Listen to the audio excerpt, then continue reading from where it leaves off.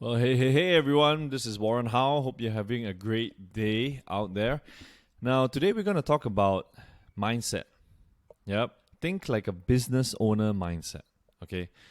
Uh, Whenever I talk about this, this is what separates us from other investors, right? Whenever I talk about this, what I mean is that we dig in and we foresee. Eventually, what do investors want to look at before they make an acquisition, before they start an investment? What is the bottom line of making those decisions? Right? It's very simple. When it comes to investing, if you pay $1 today, you want to be getting $2, in the future. Now, it's part of the investors. It's the investor's job to determine when do they want to get back $2, right? It is the investor's job to work out how likely, probable it will be, right? How high of a chance can they actually determine that? It's the investor's job to actually work out of that $1, how many percent that will be as part of their whole portfolio, right? Is it $1 out of $5? And also, it's the investor's job to actually work out whether or not it's likely that this management, right, for them investing in this business, can actually get you there. Now, here's a fun fact: 10 years ago, Google bought YouTube for 1.65 B. Now, at that time, 1.65 billion is a lot of money, a lot. And these type of companies, big tech or even Western countries, right? They have the tendency to sort of pay a premium, whether it be either in the form of cash and shares. Most likely, it's going to be a form of two because they do not have so much cash at that time. But my point is that when people deem that this acquisition is too lofty a price, too high a price, they would sort of it makes you start to think like, why did they do that, right? So obviously they do not want to fend off competition. They want the deal to be transacted faster. They definitely have plans to be working within that ecosystem. Now this is the job of the management and how effective they are. Yeah.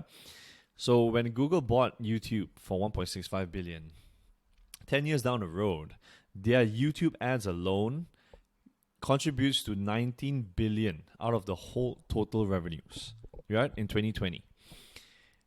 Think about it. Think about that. Let's say they spend a whole 1.65 billion in cash to acquire YouTube. Yep. So think about that ROI. That ROI, right? I didn't dig into the figures of how long it took for them to recoup that investment, but right now we are thinking like business owners right now. Yep. That is why I think like a business owner mindset separates us from other, gamblers or maybe even investors. Because if we strategically think about how are they going to go into that direction, yep, is it logical that YouTube can be around? Is it suiting the needs of future consumption? Yep. Digitization from 1.0 to 2.0 and today's in the future is going to be 3.0. My point is if we think like a business owner and we have,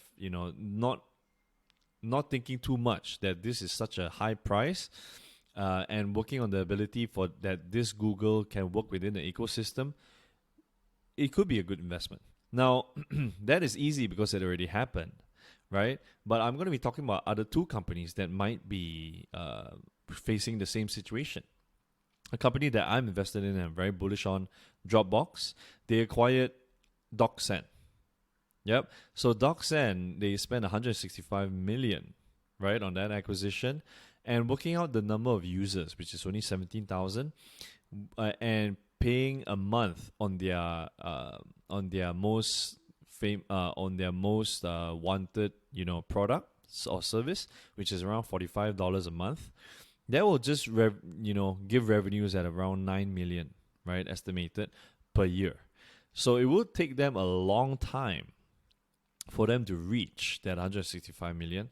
But then again, if it suits within that ecosystem, right, of 16.8 paying users, it will blend in to the whole product portfolio that Dropbox has. Now, this gives us thinking that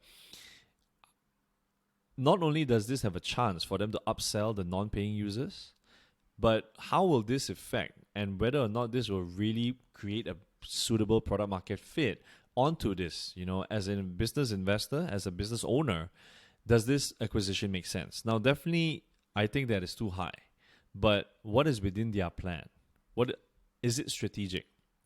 Them being a virtual space platform, right? Being convenient, using ultimately one portfolio to do all your workflows, right? Send spreadsheets and whatnot. This gives them an edge, and I believe that this investment will definitely kick in, but only a matter of years. Yeah. So this is another example of whether or not how thinking like a business owner can propel our thought process and our investment decisions, and how long do we think that is reasonable. Yeah. So I hope you got some value out of this, and I'll see you in the next one. Thank you.